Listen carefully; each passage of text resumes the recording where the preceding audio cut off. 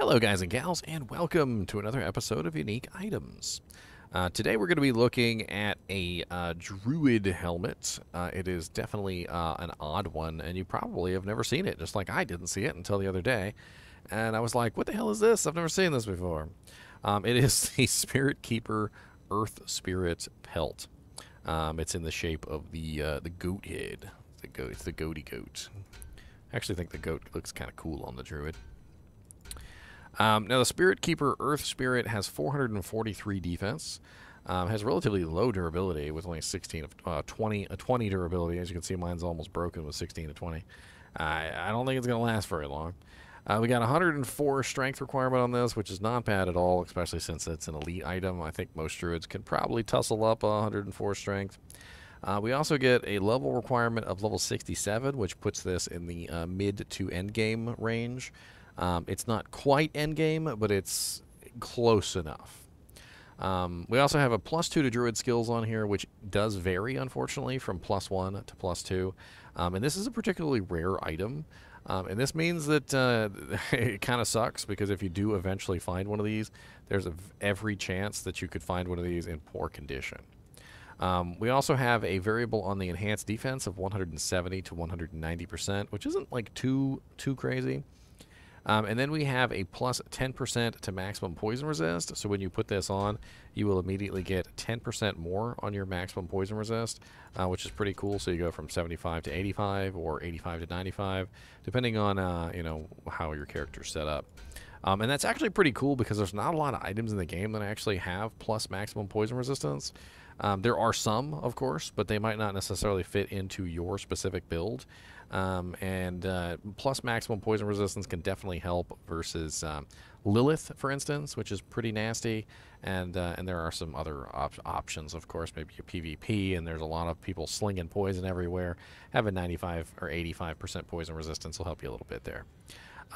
We also have a nice 40% fire resistance, which does vary from 30 to 40%.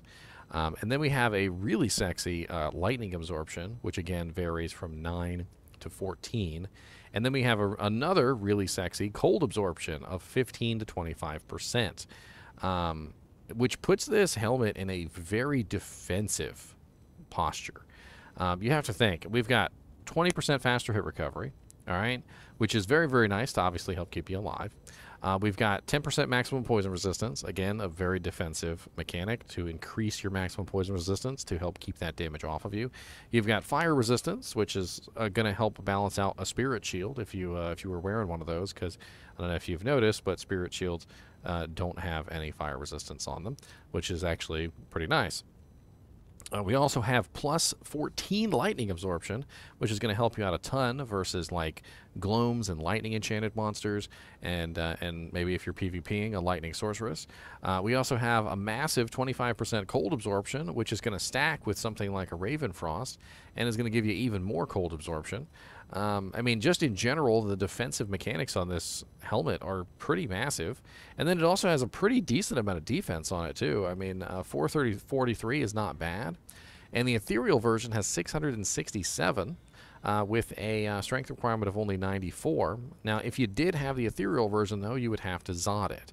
So you'd have to blink a Zod rune in there and make that indestructible, which is unfortunate, because if you had the non-ethereal version, you could of course put something like an rune in there, maybe a 1540 jewel. You could put another shale rune so you have more faster hit recovery, and you could beef it up a little bit more. And now it looks even sexier, right? With +2 druid, 15 all res, 55% fire, 14 lightning absorption, 25% cold absorption, plus 10% maximum poison resistance. I mean, that's a pretty sexy helmet. That is a very, very, very sexy helmet, in my opinion. Just super sexy. I mean, your defensive capabilities with this helmet on are going to go through the roof. Now, granted, it's not very good offensively, and I think that's the big deal between this helmet and something like Jalal's, which, if you compare Jalal's to the Dream Spirit, you know, I think we can just compare it like this. You'll see that they both have +2, basically, right? But the Jalal's has +4 to shapeshifting, so it's more pointed directly at the shapeshifter. It also has the 20 strength and 20 energy, which the Spirit Keeper does not have. And then it has the 30 all res. The 5 to mana after each kill is pretty sexy too, especially if you're a character who needs mana on a regular basis. But notice that the Jalals doesn't have anything that even comes close to the cold absorption, the lightning absorption, the maximum poison resistance. I mean, those are things that you're not going to get on other items. The only thing that I think that even comes close to like a special effect that the Jalals has, I think would be the 20% bonus to attack rating, which is something that you don't see too often on items. It's rare enough that the bonus attack rating can actually be pretty sweet. So you would be giving up attack rating to put on this defensive helmet, but it's far more defensive than the Jalal's is. I guess if you were an elemental druid or a summon druid, this could be a very interesting choice. But as a shapeshifter druid, the Jalal's does have the advantage of +4 to shapeshifting instead of just +2.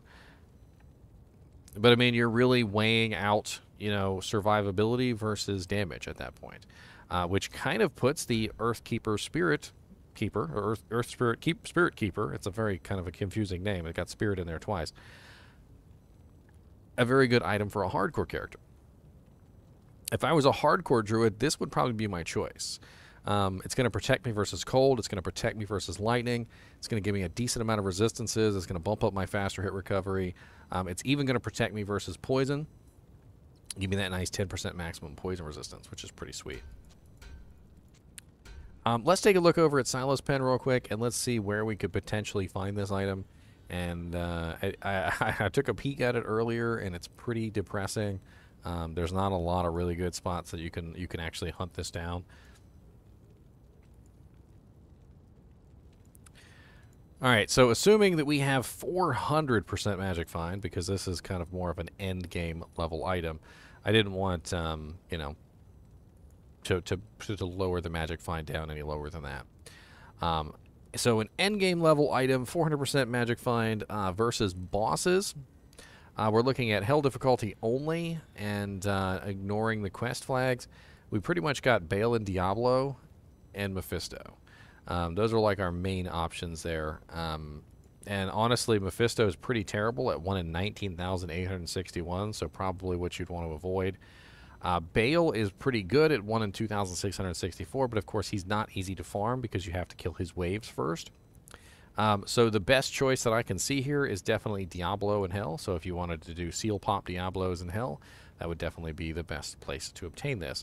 And ironically, when I found it the other day, that is exactly who I found it from. I found it from Diablo in Hell. So let's take a look at super uniques real quick and see if there's any good options for super uniques.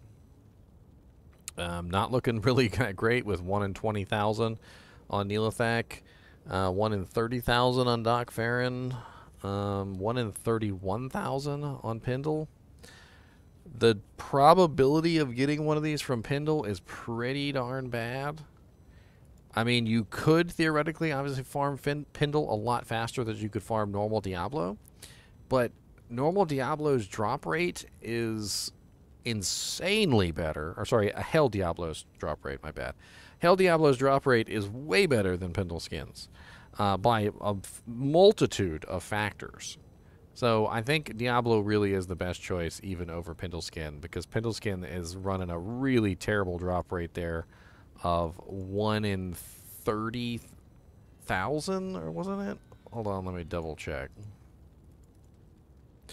Yeah, 1 in 31,166, which if you divide that by Diablo's drop rate, let's take 31,166, and Diablo's drop rate was basically 3,100. You're talking about 100 Pendle Skin runs to equal basically 1 Diablo kill as far as probability is concerned. So definitely normal Diablo is your best bet there. Or sorry, Hell Diablo is your best bet there. I don't know why I keep saying normal Diablo. I seem to have some sort of Freudian slip. That is not my intention. Honestly, the Spirit Keeper in the ethereal form doesn't really seem that great. The defense bonus doesn't really seem worth giving up the potential Umrune or maybe IAS Jewel or any other number of items that you could put in there to make this item either A, more defensive, or B, give it a little bit more offensive power. I mean, you could even put a facet in there if you were like a elemental druid, and that could be a pretty sweet choice. Like a hurricane druid, I could totally see a hurricane druid throwing maybe like a cold facet in there, or a fire druid throwing a fire facet. Maybe if you were a fire claw druid specifically, you might throw an IAS jewel in there. I don't know. Being specifically for druids, obviously you have to compare it against, all of the druid trees. I wouldn't really wear one on a summoning druid because I don't really feel like my summoning druid's ever in there getting beat up enough. Like if you were a pure summon druid, you're kind of hanging in the back, right? Whereas a shape-shifting druid, definitely a good choice for a shape-shifting druid for defensive purposes, because obviously you're in there and you're fighting. These are all melee abilities for the most part, with the exception of Shockwave. You're in there and you're actually taking damage. Whereas the elemental tree, again, it's a kind of a decent choice too, because with Hurricane, you're in there taking damage too, because you usually have to get close to use Hurricane.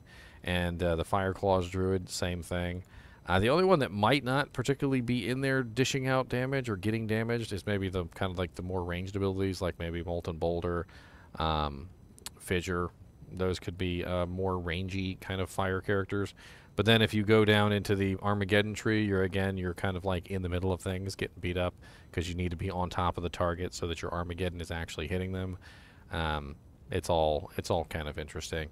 And of course, if you combined this helmet with something like Cyclone Armor, it could be even more tanky. Cyclone Armor actually calculates first, by the way. So in the scheme of calculations, Cyclone Armor is the first thing calculated. It even calculates before Energy Shield, before resistances, before all of that. But once it runs out, and then the damage starts hitting your resistances, all those absorptions and things like that are definitely going to come in handy. I think I've pretty much talked enough on this item, and let's just go ahead and end it. As always, I do appreciate you guys and gals watching my videos, and be a spirit keeper.